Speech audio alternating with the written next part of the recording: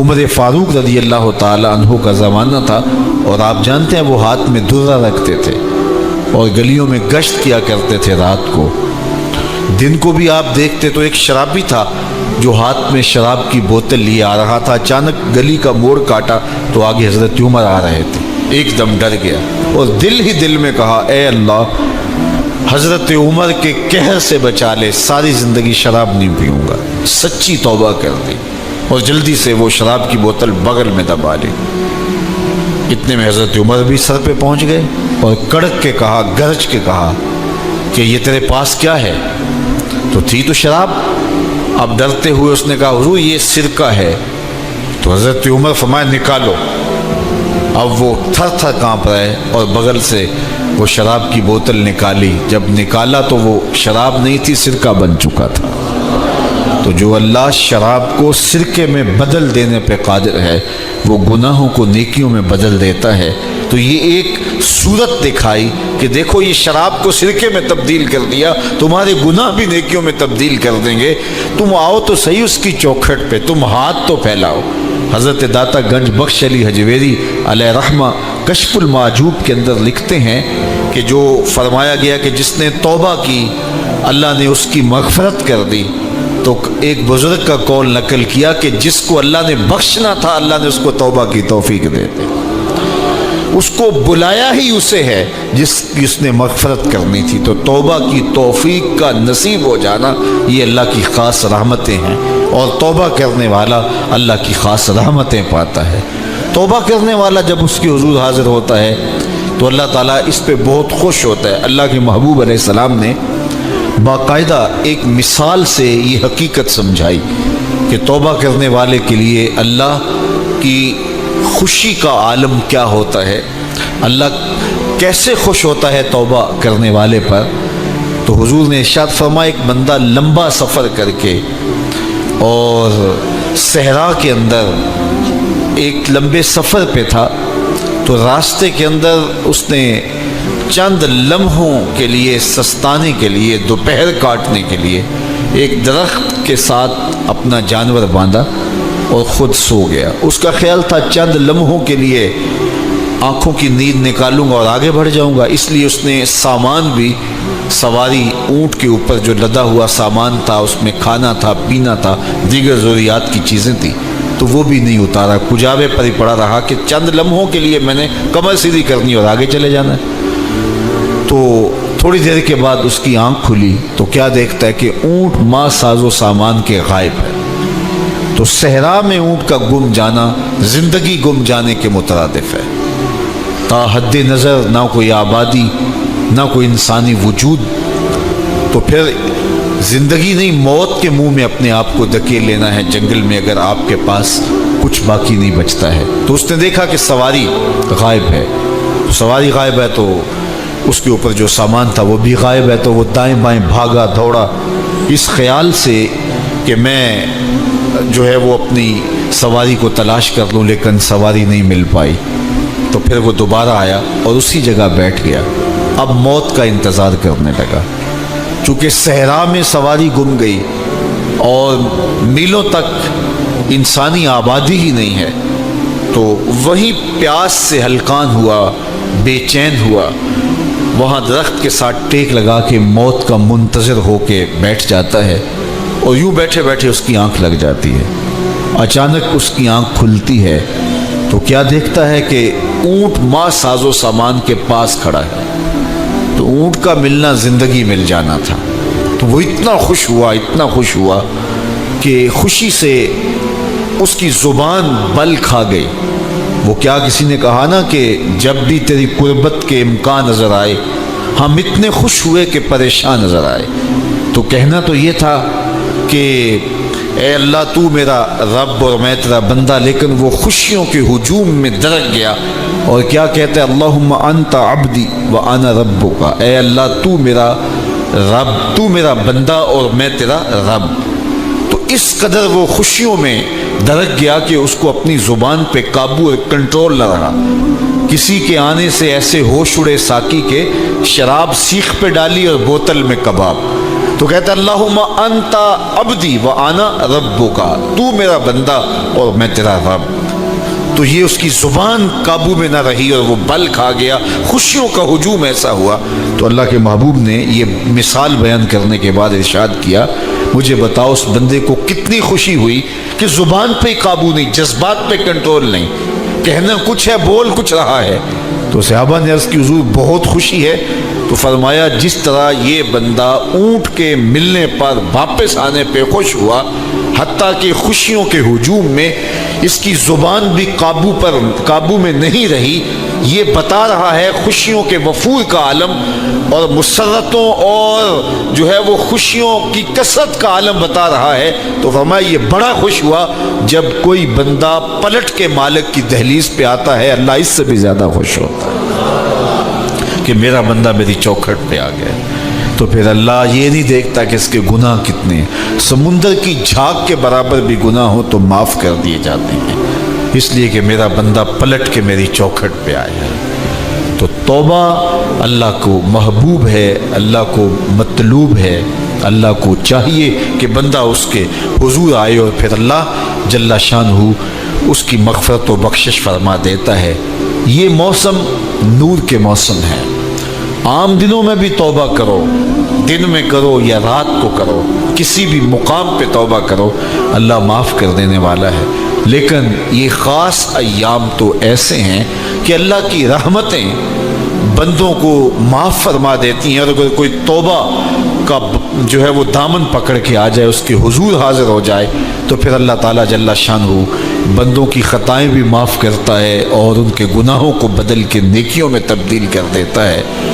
خوش نصیب ہیں وہ لوگ جو ان بابرکت ایام میں اپنی بخشش کا سامان کر لیتے ہیں، اور ان سے بڑا بدبخت بھی کوئی نہیں جو ان سہانے موسموں میں بھی پیاسے رہتے ہیں اور ان موسموں میں بھی ان کی بخشش و مغفرت نہیں ہو پاتی۔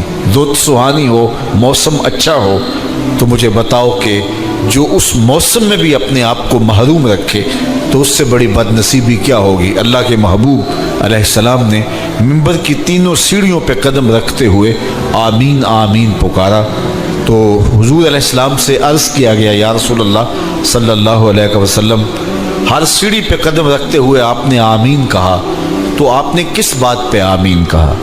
فرمایا جبریل امین حاضر خدمت ہوئے اور انہوں نے کہا اس شخص کی ناک خاک آلود ہو جو ماہ صیام رمضان المبارک کو پائے اور اپنی بخشش نہ کروا سکے۔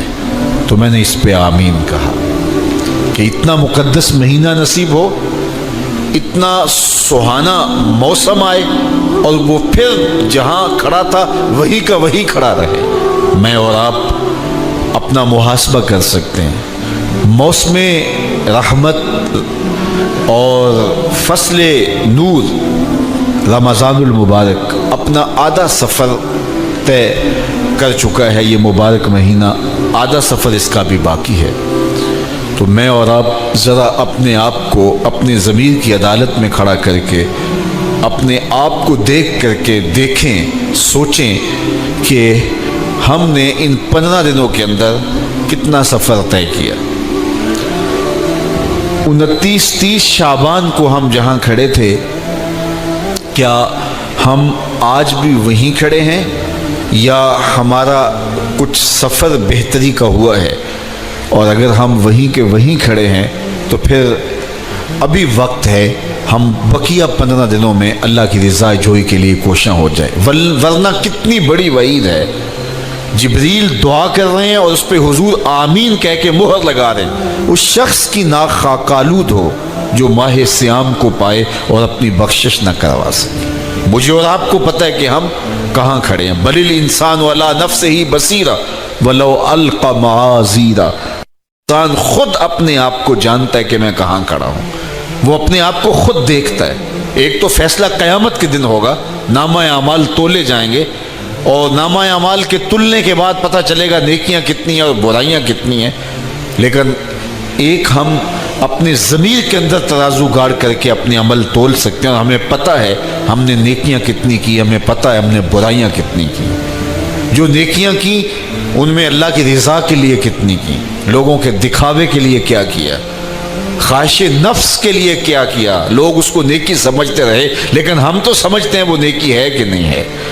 اس طرح جو برائیاں کی وہ تو برائیاں ہیں، تو میں اور آپ اپنی ضمیر کی عدالت میں ترازو گاڑ لیں اور اپنے اعمال کو ابھی تول لیں۔ فرمایا گیا حاسبوا قبل ان تحاسبوا، قبل اس سے کہ تمہارا حساب کیا جائے تم اپنا حساب پہلے ہی کر لو۔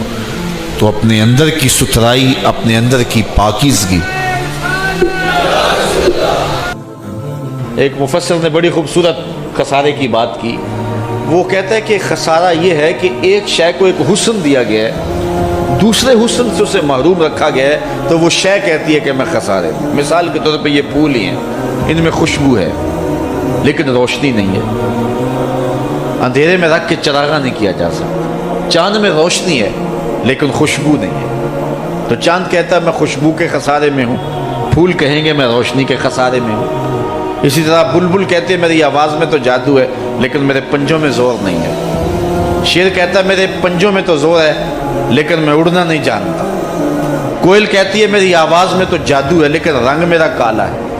مور کہتا ہے میرا رنگ بڑا سونا لیکن میرے پاؤں بدصورت ہیں۔ ہر شے کسی نہ کسی طرح خسارے میں۔ انسانوں کو دیکھ لیں، ایک بچے سے پوچھ لیں، وہ کہتا ہے میرے پاس بچپنے کی معصومیت تو ہے تو لیکن میرے پاس جوانی کا زور نہیں ہے۔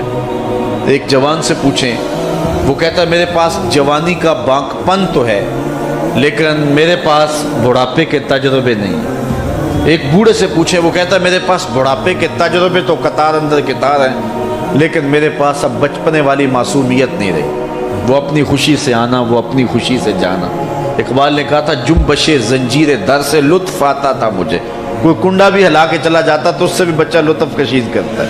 آج تو نغمے نہیں نہ بہلاتے، اس وقت وہ زنجیر کا ہلنا بھی طبیعت کے اندر ایک کیفیت پیدا کر دیتا تھا۔ اپنے جل جانے کا بھی احساس نہیں تھا، جلتے ہوئے شعلوں کو چھیڑا کرتے تھے۔ اب تو ایک آنسو بھی باعث رسوائی ہے، بچپن میں جی بھر کے رویا کرتے تھے۔ آج دنیا چاند پہ پہنچنے کے لیے بے چین ہے، کیسا زمانہ تھا جب خود ہی چاند ہوا کرتے تھے۔ آج دنیا عالی نسب محال بنا کر کے بھی اتنی تسکین نہیں پاتی، لیکن کیسا زمانہ تھا کہ گلی میں کوئی ریت پھینک جاتا تو بچہ پاؤں کے اوپر ریت تھپک پھر ہولے سے پاؤں نکال لیتا، اگر وہ گھروندہ بچ جاتا تو اتنی خوشی ہوتی۔ آج کوٹھی اور محل بنا کر بھی اتنی خوشی نہیں ہوتی جو دن میں کئی مار نصیب ہوتی تھی۔ وہ کاغذ کی کشتی، وہ بارش کا پانی، وہ رنگ ہی اور تھا، زمانہ ہی اور تھا۔ تو وہ کہتا میرے پاس تجربے تو قطاروں میں ہیں لیکن کیا کروں، میرے پاس اب بچپنے کی وہ معصومیت نہیں رہی، لہٰذا میں خسارے۔ اس طرح ہر شے کسی نہ کسی طرح خسارے۔ ایک عالم کہتا ہے کہ میرے پاس علم کا نور تو ہے لیکن میرے پاس سحری کے سجدے نہیں ہیں۔ ایک شب زندہ دار کہتا ہے میرے پاس سحری کے سجدے تو ہیں لیکن میرے پاس علم کا جمال نہیں ہے۔ ایک خوشگلو شخص کہتا ہے میرے پاس جو ہے وہ گلے کا جمال تو ہے لیکن میرے پاس تحقیق کا وہ جوہر نہیں ہے۔ اور ایک محقق کہتا ہے میرے پاس تحقیق کے آبگینے اور تحقیق کے جو ہیں وہ میدان میں میرے پاس شاہ سواری تو ہے لیکن کیا کروں، تحقیق میرے اندر ہی ہے، میرے لہجے کے اندر وہ آواز میں وہ بانک پن نہیں ہے کہ میں اپنی بات کو لوگوں تک اچھے انداز سے پہنچا سکوں۔ تو ہر شے کسی نہ کسی طرح خسارے میں ہے۔ کسی کو کسی شے کا خسارہ، کسی کو خوشبو ہے روشنی کا خسارہ، کسی کے پاس روشنی ہے خوشبو کا خسارہ، کسی کے پاس علم ہے لیکن اس کو جو ہے وہ آواز کا خسارہ، کسی کے پاس آواز ہے لیکن اس کو علم کا خسارہ، کسی کے پاس بچپن ہے تو بڑھاپے کا خسارہ، بڑھاپا ہے تو بچپنے کا خسارہ۔ ہر شے کسی نہ کسی طرح خسارے میں ہے۔ لیکن پھر خود ہی کہتا ہے اگر تمہیں شوق ہو کوئی ایسی ذات بھی دیکھیں جس میں کوئی خسارہ نہ ہو، حسن کی ساری شوخیاں، جمال کے سارے کرینے اگر ایک پیکر میں دیکھنے کا شوق آ جائے تو کہتا آؤ مدینے کی گلی میں آ جاؤ۔ رب نے ایک محمد ایسا بنایا ہے جس میں کوئی شے چھوڑی نہیں، سارے حسن اکٹھے کر دیے۔ حسن یوسف دم عیسیٰ ید بیضا داری، ہما دارند آنچ خوباں تو تنہا داری۔ تم نے پھوٹتے ہوئے جھرنوں کا حسن دیکھا ہوگا، تم نے بہتی ہوئی ندیوں کا جمال کشید کیا ہوگا، تم نے پربتوں پر اگے ہوئے جو ہے وہ درختوں کا لطف اٹھایا ہوگا، تم نے ساون کے موسموں میں سرمئی بادلوں کا مزہ لیا ہوگا، برستی برکھا کا لطف بھی اٹھایا ہوگا، تم نے جو ہے وہ مرغزاروں، لالا زاروں، کوساروں، جوئے باروں کا لطف بھی اٹھایا ہوگا، لیکن یہ سارے حسن ایک پیکر میں دیکھنے کا شوق ہو تو اللہ تعالیٰ فرماتا ہے میں نے اس کے لیے ایک ہی ذات بنا دی۔ حسن کائنات کو اگر اکٹھا کیا جائے تو مجموعے کا نام محمد عربی صلی اللہ علیہ وسلم۔